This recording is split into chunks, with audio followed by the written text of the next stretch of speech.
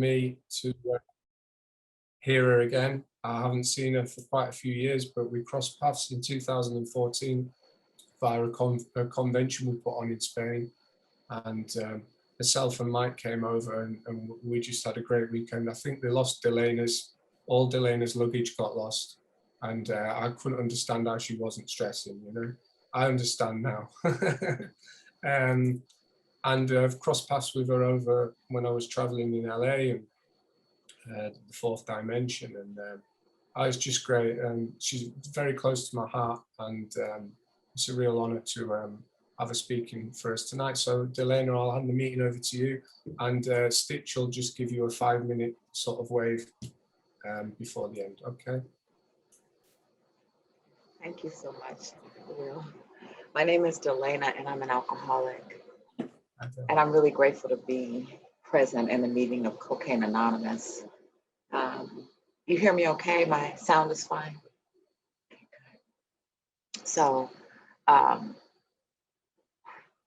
so many things have been passing through my mind this morning as to what it is I want to share, but I want to tap on the idea that I am connected to the sponsorship lineage title of this meeting, like what this meeting is called.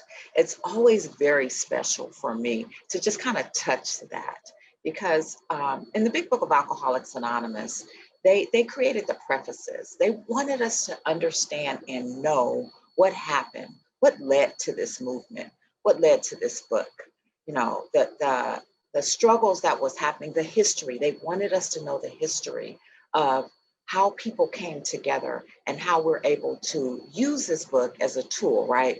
As we're able to use this book to transform our thinking. And so I just want to touch that kind of lineage thing from the perspective of Delena. And so I'm really grateful. I would have never known that I would be in Spain. I would have never known that I would have these connections to the UK. I would have never known that I would have had all these life connections through the program. I couldn't see that when I was a 21-year-old or 22-year-old sitting in treatment for the first time. I wouldn't have been able to connect having 24 and a half years of sobriety. You know, like that's insane. My sobriety date is October 21st, 1996. And I sit here with my big book next to me. This is the book. If you notice, it's really banged up. This is the book and the book cover that they were making at the local treatment center that Brother Alton took me through this book 24 years ago. And so I'm super grateful to sit in front of you in this lineage meeting to talk about this. You know, some of you have known me for a very long time, like Janice, and I think I saw Mike D on this meeting as well, and Shelly as well. But all Shelly and Mike D saw the 20-year-old that rolled into the rooms of Cocaine Anonymous. They saw me when I couldn't stay, which is really dope to have people who have been the witness of your recovery. And so I just want to touch that for a second. We are very blessed to have done this work in this way, to have had this type of relief, to have had this type of freedom, to know ourselves to the degree that we know ourselves today. Everybody doesn't get access to this. Many people have this book in their lives, but they do not have the truths that are revealed in the book. They haven't changed the statements into questions. They haven't had a chance to ask themselves if they drink like Bill, feel like Bill, or they as hopeless as Bill. And so I remember being in a treatment center called the Bimini in Los Angeles, California in 1992. Now my sobriety date is 96. But I'm sitting in the Bimini in 1992, and I'm only there because my mother found a little cocaine in my car. And she was concerned because she was full blown in her cocaine addiction. And she was scared for her daughter. She did not want her daughter to end up in the alleyways that she was finding her own self in. And so at the time she was on like, she was quitting and she had met a guy and he was in the program. And he had been to the Bimini house. And he said, you can put her in this place for free. And so that's what happened. I went to the program because my mother was afraid. And her fear kind of made me afraid. because I was starting to have experiences with my alcoholism, with my cocaine addiction that I didn't want to have. I was starting to do things that I didn't want to do, but I didn't know that I had already crossed the line. I didn't know yet. But things were starting to happen I didn't like. I was going further than I wanted to go. I was spending all of my money at this point, but I still had a fancy car. I still had a fancy look, you know, and in my culture, it was, you know, a hairdo, fingernails, gold earrings, and a brand new car. Like, I still thought I was okay. I still had a job. I still thought I was okay. Even though I was in trouble at my job for attendance. And so there was this couple.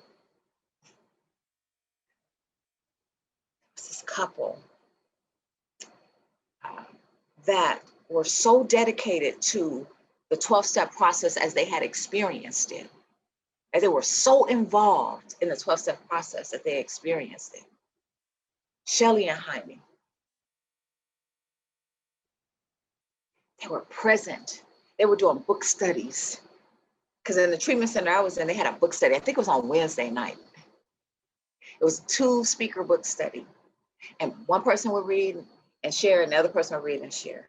And I remember being forced to be in this meeting, but to begin having the experience of a message that had depth and weight. I could feel the truth in the message. And I liked what they had. I liked their devotion. I didn't know why they were devoted. I didn't know why they were spending their personal time showing up at the rehab. Everywhere I went, there they were, taking newcomers to meetings. I don't know why they were doing that. I was just a newcomer myself. There were other people like them, Linda and Lee. There were other people like them. I was only there 30 days because that's as long as I can stay sober. That's it. That's all I got. I don't even think I got a 30-day trip. Because somebody gave me $20 to go to a doctor's appointment and I was not able to make it back. I didn't understand why I wasn't able to make it back, but $20 is a good reason to not be able to make it back for a person who suffers from the obsession to use drugs and alcohol. But there was a revolution occurring. There was something was happening. It's not in the big book of Alcoholics Anonymous, but it's just like in the big book of Alcoholics Anonymous, when they start saying 1s and 2s and 3s of us begin to pop up. It was a mushrooming effect. And I don't want anyone in the sound of my voice to take for granted that you have had access to the 12-step process in the way that you had access to the 12-step process. Because there were some people that I saw that I didn't understand it at the time, but I understand it now. That they knew that they must work with others if they were to save their own lives. They knew that they heard this message. They knew something had happened in them that had never happened before, that they had tried other methods which had failed utterly, and that for some magical reason, they hadn't used. They had been relieved from the obsession, and they needed to carry this message to others because the cocaine epidemic that was occurring in Los Angeles, California, man. Whew. Whew. Whew. I don't know how it was in Europe, but I'll tell you, in Los Angeles, cocaine addicts were taking over neighborhoods and people were under siege because the entire streets were controlled by drug dealers and addicts. And we didn't have a choice. There were legions of us that were dying.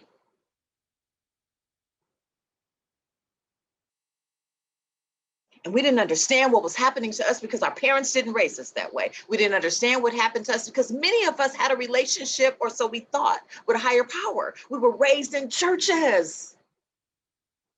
We did not understand what was happening to us. We were living a life that we wanted to live, and then all of a sudden we didn't have access to it anymore. We were certain people, we had dreams, but we couldn't access that anymore. Because once separated from drugs, we had a mind that took us back in, whether we wanted to go or not. So if you could just tap into that place or you wanted to stop and you couldn't. And Bill's story, and the doctor's opinion is where that first comes up when we first start talking about hopelessness. He said that there's this group of people which he called hopeless. And then there's that little section in the book where he said hopeless, wanting to quit but cannot. That's what's written in my book. He said there was a group, he had named a certain group of people hopeless. Because he had come in contact with people like us over and over and over and over again. He said it was just a certain patch of people. It's just a little patch of people that it doesn't matter what they had waiting for them. It didn't matter what potential they had. It didn't matter who loved them. They could not pull themselves out of this place. They could not undo what they had found themselves involved in. They could not undo this thing that had occurred in their life. Hopeless. And even with all the promises in the world, they could not keep it. So I just want you to know, even as I look at Shelley's face, I just want you to know something happened. And it was bigger than us. And I could just be a spectator for it for about 4 years. I could only spectate it because I was either relapsing or in treatment. That's my story. So I go away for 6 weeks and come back. And I would meet another version of this movement that was occurring. There was a brother, may he rest in peace, Nashi. He had a sober living. And he had seen me try, so he let me sleep on the couch of the sober living until they could get me in another treatment center. Little girl, 22 years old, 23 years old, I will find myself in another treatment center. I got 64 days that time, 64 days. But in this treatment center, they were carrying the message of recovery. The ones and twos and threes of us had gotten jobs in treatment. And by the grace of God, they were able to start lacing the big book of Alcoholics Anonymous. They were able to start breaking the book down in facilities. I was hearing and I was wanting, and it was quenching a thirst that I had for a very long time. I didn't know it, but I could feel like Brother Alton says something about the truth. It feels so good going down. That's how you know it's the truth. It resonates. Yeah.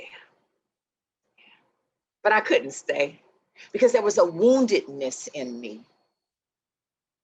We call it the unmanageability, but it's a woundedness in me that believes I'm not good enough.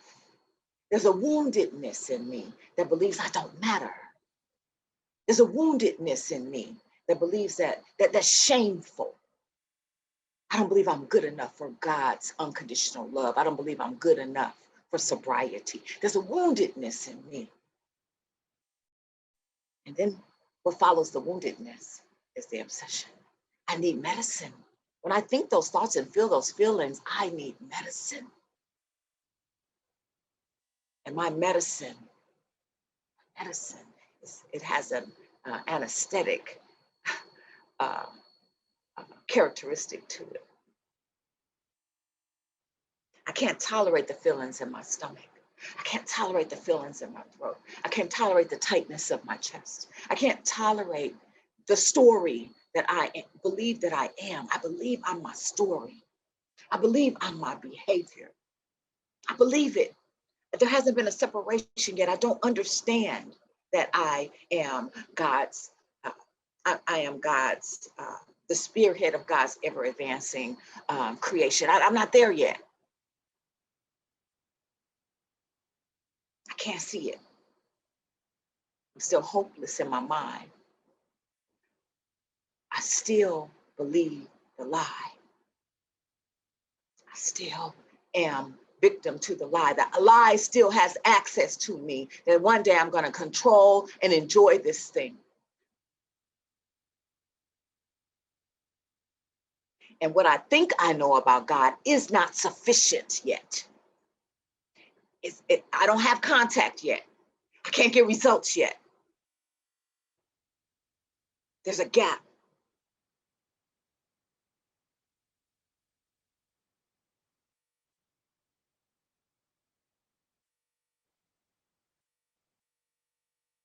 In 1993, I go on an 8-month run. That's a long time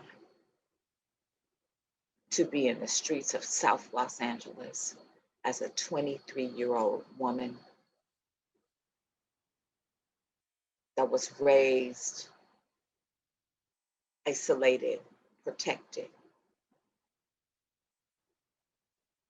It's a long time to try to come up with hits. It's a long time to be outside motel living. It's a long time of wanting to die but can't.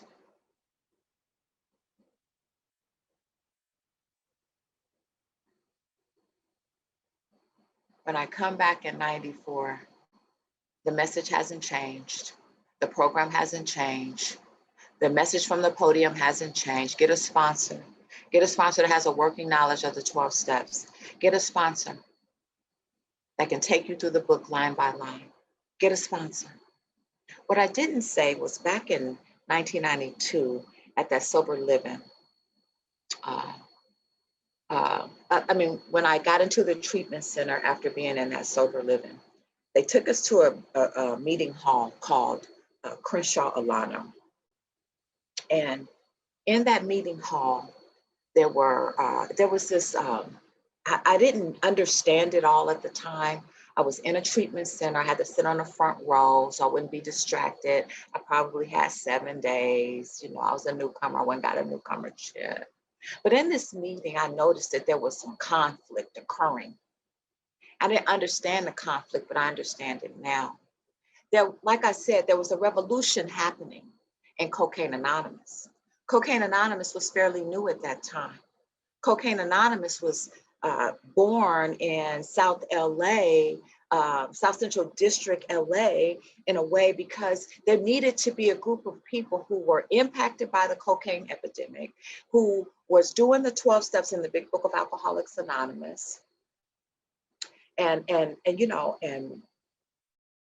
know Shelley and Mike D have a better vision on this, but in my experience from where I was in my recovery, I didn't understand, and I didn't understand why the conflict was there. Because in South LA, there was only AA, but all these addicts started showing up. And they wanted to talk about how crack was whooping their ass, but the Alcoholics Anonymous group didn't want to hear about that. So Cocaine Anonymous grew out of that desperation in South LA. And these people started doing the work. Particularly, what I know, I only know this piece of it, is that some people got exposed to the way that we do the work from, I can't think of his name, and it's only escaping me because I'm old. And that's what happens if you stay sober, you get old on this program too. But this brother was doing the work at a hospital that people were finding themselves who were going to rehab were in this particular hospital. And I can't call the name of the hospital right now either. And so they got exposed to our big brother who had been exposed to some other people. And Brother Alton was helping me by carrying the message of recovery when I was 7 days sober in that AA meeting, that he was raising his hand. He was like this, I want to share. But the secretary of the meeting would not call on him, because they didn't want to hear that big book shit. And I'll never forget that feeling. I'll never forget the conflict that was happening. I'll never forget how he shared and how a brother named Vernon shared. I'll never forget that. It was different. It had a different feel to it. It wasn't what it was like, what it was like, what it was like. It was what it was like. And here's the solution that I have found. And I remember about 7 days sober, sitting on the front row. Like, what the fuck is that? And I said, I got to remember that. I got to remember that. I got to remember when I get out of this treatment center to find those people. They fought to carry the message of recovery that had depth and weight. He went to the podium anyway. He's, fuck you, I'm going to the podium. Fuck you. I know you don't want to hear that big book shit. You're going to die in this, you know? And he went and he cussed everybody out in the name of the big book of Alcoholics Anonymous. Do you understand? And I was like, I need that. I need that mad dog right there. That brother sponsored my American Hospital.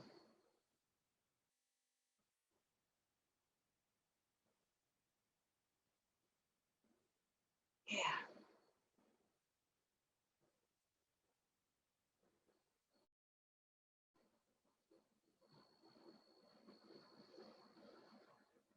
I needed to know my lineage, and you do too.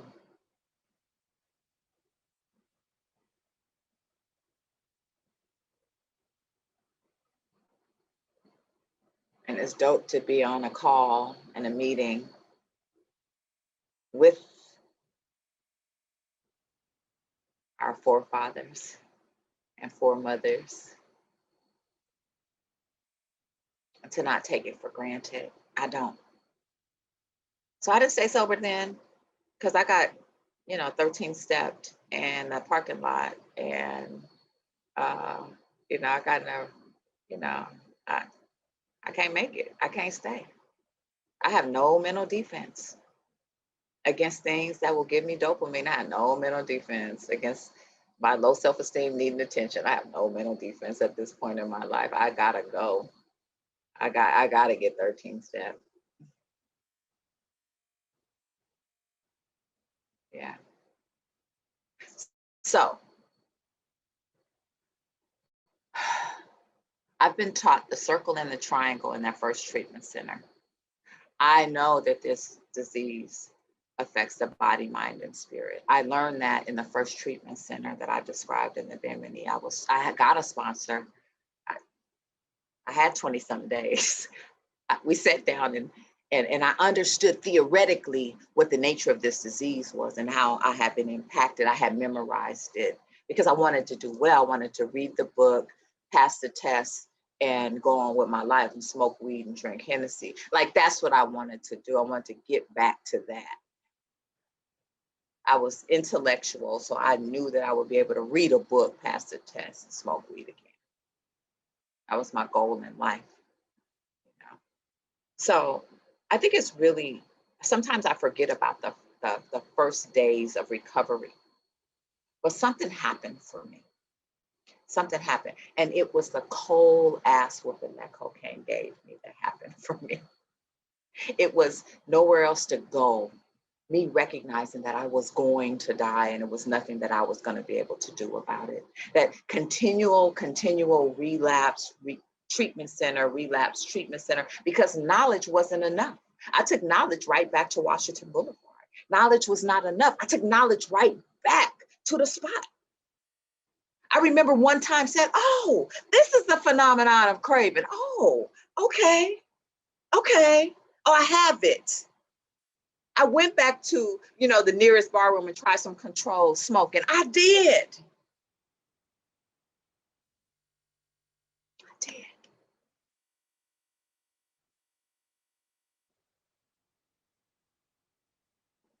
And so I had seen that brother carry that message of recovery. I had seen that brother many times in my return to treatment. And so when I was in my 5th treatment center, we had to get a TB test, tuberculosis test. And we had to have that tuberculosis test read by this local treatment center. And at that treatment center was that brother who went to the podium, who had cussed everybody out about carrying the message of recovery. He worked there. And I was like, oh yeah, when I get out this time, I'm gonna find those people in the fellowship of the Spirit. I'm gonna find those people. That reminded me. And he was like, hey there, little sister, because he remembered me from all the years of me trying, not getting, trying.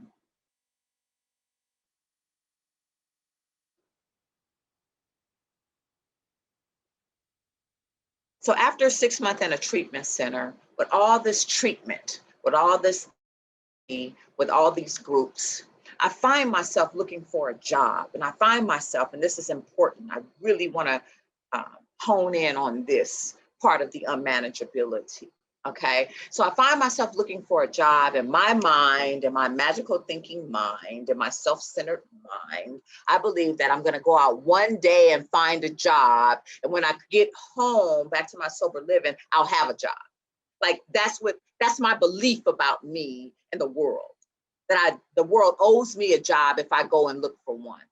So I go to this place where I found a job in the past. I get there, they don't even have the system set up like it was several years ago. I'm devastated by that.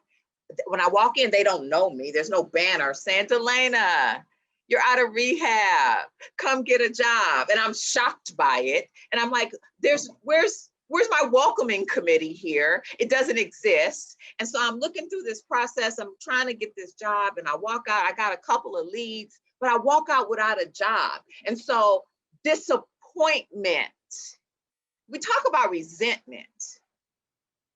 The big book says that resentment is the #1 offender, but I want to talk about disappointment in an unmanageability, through the window of unmanageability.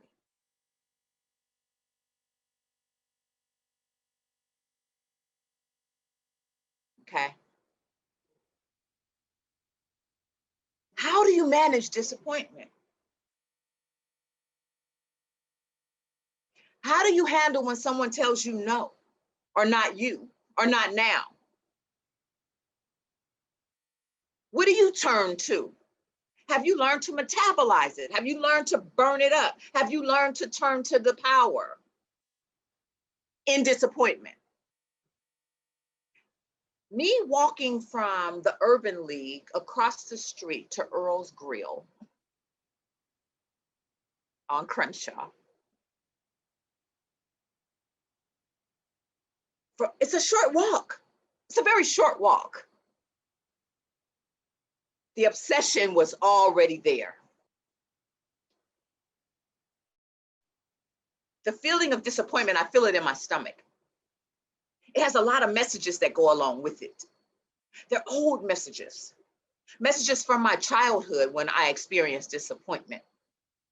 It's ancient. It goes right back to there. It goes right back to not being good enough. It goes right back to I don't matter. It goes right back there for the reasons in which I used in the first place. They get activated, they get triggered, they get turned on.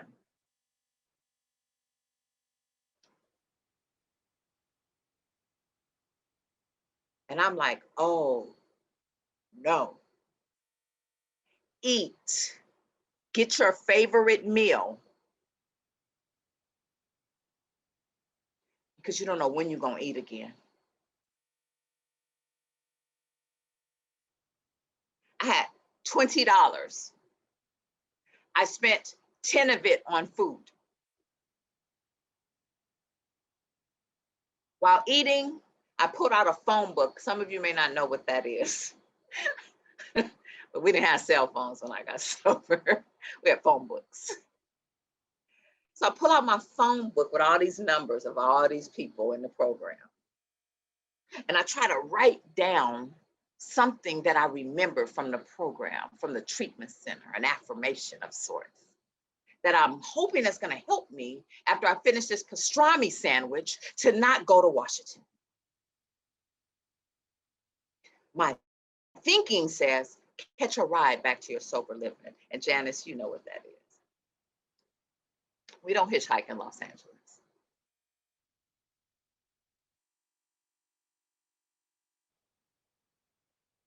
Catch a ride. Catch a ride. Hey, put milk in your whiskey is what that was.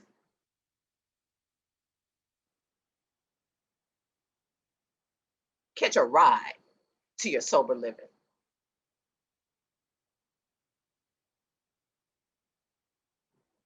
Yeah, it's subtle. I can't manage disappointment at this point in my life. And I'm hoping this sandwich and this fruit punch is gonna help me. But guess who walks through the door? Man, that brother. The I'll fuck you up about this program. The mad dog. He walks through the door at a hot dog stand while I'm crying in my sandwich. He walks through the door to get a fish dog.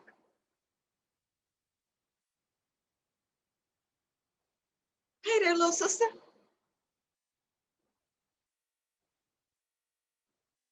You okay? Mm-mm. That might have saved my life. I believe.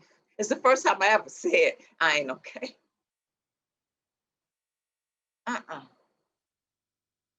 All right, let me order my fish dog. I'll be back. And I told him about the disappointment. And he says, you in the work? And I told him who my sponsor was. He said, oh, that bitch gonna kill you.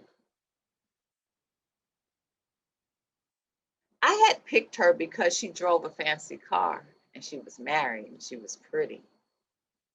We hadn't done a stepchild. She told me to read something, something, something and start writing inventory.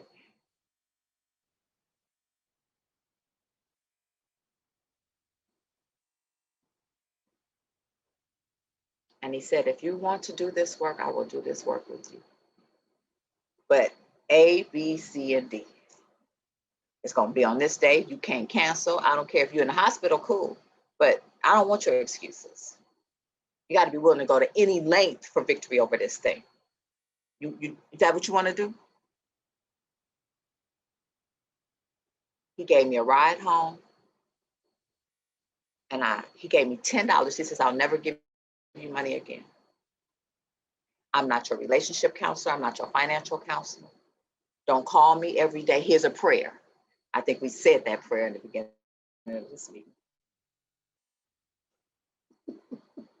Learn that prayer, say it 20 times a day. 20 times a day? Yes. Because I don't need you calling me. I need you calling God. I need you to develop a prayer life, right? I need when life gets bumpy, when you experience disappointment, to not turn to me, because I'm going to answer. I need you to be able to turn to the prayer, right? Because he knew I was beyond human aid. I didn't know I was beyond human aid. He was pointing me to something other than human aid. He knew I needed a prayer life. He knew I needed to establish, right, at the base level, a relationship with the higher power. Say that prayer 20 times a day. Why? I'm building a muscle. I'm building a prayer muscle. I'm building something in the invisible, because what I need needs to be in the invisible, because that disappointment is in the invisible. You understand? I need to be able to turn to something other than humanity, because that's been my problem. I've been turning to humanity when I feel the feelings that I can't manage. I've been looking outside of myself, where in the final analysis, the only place that God could be found was within me.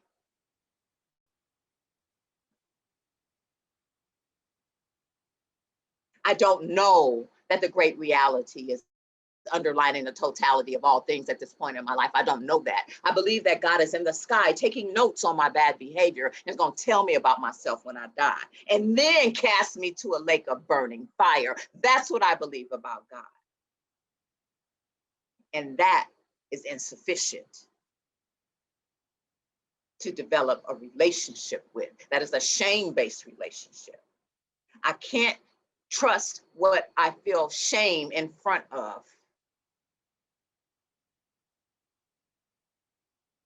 I can't turn to it. I won't turn to it.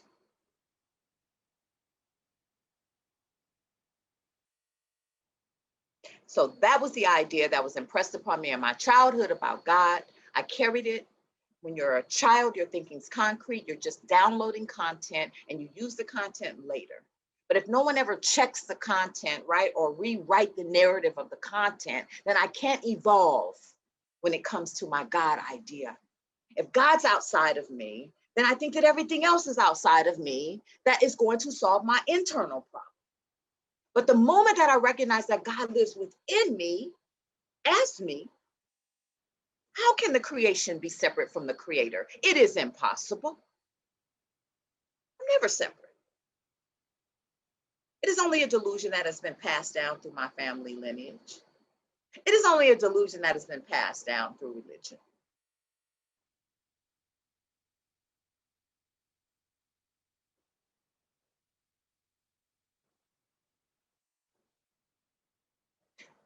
Think about this. I did not want God to be the solution. My grandmother had been talking that shit all my life. Jesus this and Jesus that.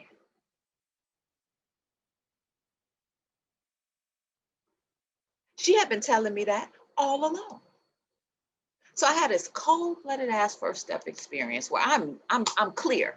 I have the phenomenon of craving. I'm clear I have the obsession and I understand the unmanageability. I am convinced that at some point I am going to turn back to cocaine. Cocaine's gonna call me and I'm gonna answer. I'm clear, I'm afraid. It was an appropriate first step experience. You understand what I'm saying? I'm like, okay, what we gotta do next? What we gotta do next? Okay, I got it. Okay. I conceded. It put me into grief. Because, cocaine had become my everything. It's what I had relied upon. It was the constant. I could trust cocaine. I want to also add, for those of you that struggle with drinking, that one time my last run started with a glass of white wine. I told myself white wine is nearly water. Literally, I told that to me. And me said, okay. And me walked over to the cheap box of Franzia wine at somebody's wedding reception that I didn't even know. I don't even know who these people are. I'm there though, with my husband that I met in rehab. Let me get it clear. I'm crazy. I meet you in rehab, actually give birth to a baby, because I buy my own lie. I live in the delusion. And at a wedding reception of some people that he knew, my husband and I met in rehab. I walk over and get a glass, a paper glass, a plastic cup of white Franzia wine because I told me that white wine was nearly water. And he don't know the difference. He said, okay.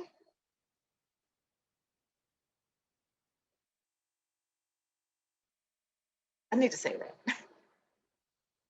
It was not that day, maybe it was 6 months later that I was smoking cocaine. I need to say that I set off the phenomenon of craving for drinking with that white glass of white wine. And I drank, I had to sneak and drink, but I drank alcoholically until I got what I wanted. Until I didn't have a choice whether I hit Washington. Okay. And I left him, I left that baby, and I left that entire life. I never returned. That son is 26. I haven't been his mother since he was 19 months old.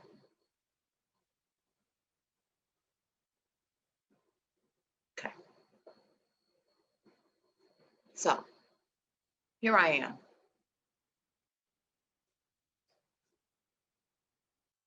Completely convinced that I have this disorder. I've looked at it through the window of the Big Book of Alcoholics Anonymous. I concede, I got it. I'm like them. I'm starting to read We Agnostics with the sponsor. And all of a sudden, I'm so pissed. I mean, what? God. I don't want God to be the solution. I know that doesn't work. Not for me. Not for me who's abandoned her baby, her life, who've done all that shit I did. You know, I did all that shit. Name it, yeah. I'm talking about kidnap. I stabbed this person one time. I mean, I've done all kind of stuff. Abortions. I mean, just stuff. And now you're going to tell me God's going to be God? Come on. I'm pissed and I'm scared. I'm scared. I'm scared. Why would the God that I understand at this point in the We Agnostics book help me? Why? I couldn't see it. I couldn't make the connection.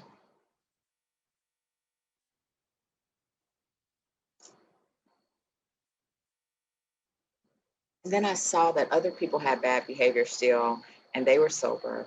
And obviously, the creator, the God that I understood at that time, had removed the obsession for them.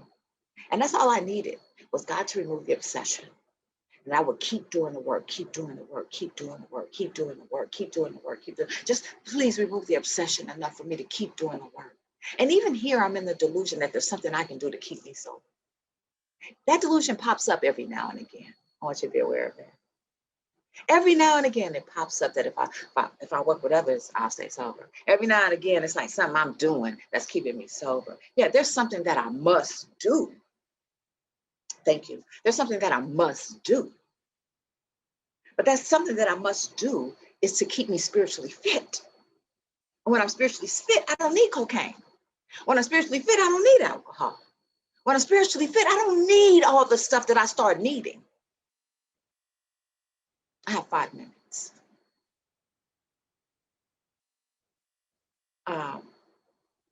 Over this sobriety time, I've become a clinician, a therapist. And what I've learned is that we're not so unique in our experiences as humans. Mostly everybody got fucked up in their childhood in some form or fashion, whether your parents were actually quite interesting and caused you harm, or you perceived harm, or you perceived not being good enough, or you perceived inferiority, or you perceived superiority, or you perceived, right, a disconnection. All of us. And some of us began to hide or try to control the feeling of not being good enough or feeling that we didn't matter or belong in various ways. Some of us began to be funny, and some of us began to be violent, and some of us did it through achievement, and some of us did it through, sexy, and some of us did it through various ways. And we found different things in our life that felt good enough. And we began to use those things to kind of quell the feelings of not being good enough or believing that we were not good enough, sort of like a veneer on top of our fear. And for me, something very interesting happens in my brain. And those of us that are real alcoholic and that are real addict, our brains light up on the MRI machine like not like the moderate. Not like the person that can pick it up and put it down. It's something very specific about what happens in our brain. And that's what Dr. Silkworth didn't know exactly, but he knew our bodies were abnormal as well. He knew. He was like, something's wrong with their body. Because it didn't make any sense. Something got to be happening in their body. But the MRI machine was developed in the 80s. So he didn't have access to it. But now we know clearly what it is. We know the part of the brain that lights up. We know what it is. We got a name for it and everything. We understand that the dopamine center, the pleasure center, doesn't turn off for some people. We know it. We know what it is. We are abnormal in the body, and now we have a name for it. That's why it's in the medical model now. That's why addiction is in the medical model. It's not a moral issue. It's something that is very specific in the brain. And so now I know, I got it clearly. And so I want to be able to share that with you. That you're not going to change from this state. That you're a pickle, you'll never be a cucumber again. I learned that, and I'm comfortable with that. I like the fact that I'm alcoholic. I like that my life is on the line, that I have to change, that I have to grow, that I have to develop, that I have to learn how to metabolize disappointment, that I have to learn how to breathe through it and not take things personally. I'm so grateful that I know that. I have to learn how to practice not taking things personally. I'm so grateful that if I don't, I'm going to die if I don't learn how to do that. I have to learn how to be loving. I have to learn how to be tolerant. I have to learn how to be of service. I have to learn how to be selfless. I love that. It makes for a better life. I have to learn that I am God's agent. I love that. I love being an agency for the Creator. I love that. Because otherwise I would just be seeking what I can do for myself, how I can feel better, what I need to do. What about you? I would be offended all the time. I would be only self-absorbed. I do experience selfishness, oh my goodness. And there are always amazing lessons for me to evolve and change. I believe deeply that we are here on this planet to live in the now, live in the now, live in the now, live, learn what the now is teaching me. It's always teaching me. Sometimes it's a health issue. Sometimes it's a money issue. Sometimes it's a relationship issue. I always need to learn, live, learn, and then practice the thing, right? That's what Brother Alton said, say the prayer 20 times, but practice the thing that I learned while I was living.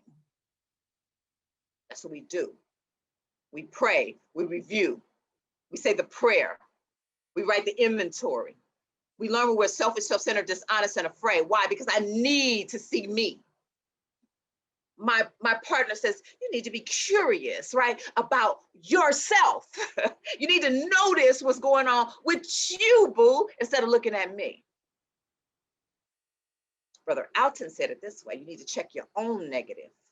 Everybody has negative, he says, but you need to check your own negative and let other people be responsible for their negative. That way I don't carry the burdens. I don't carry the burdens of needing to change people.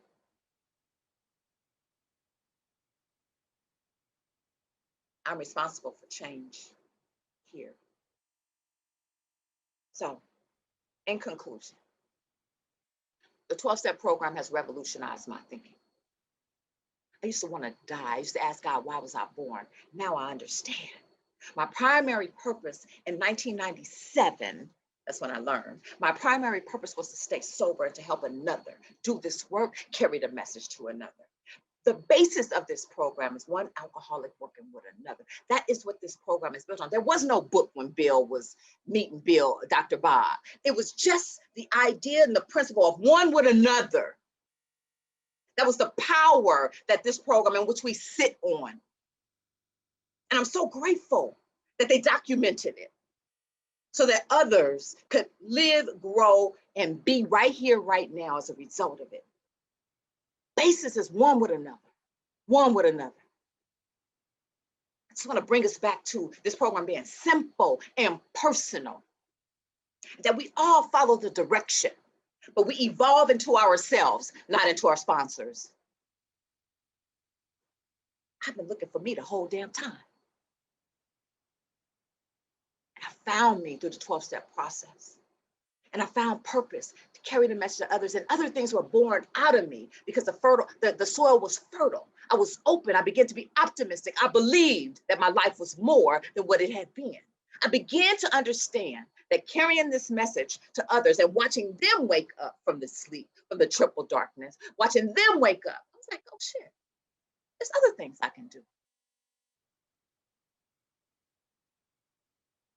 Listen to the still small voice that you've been to.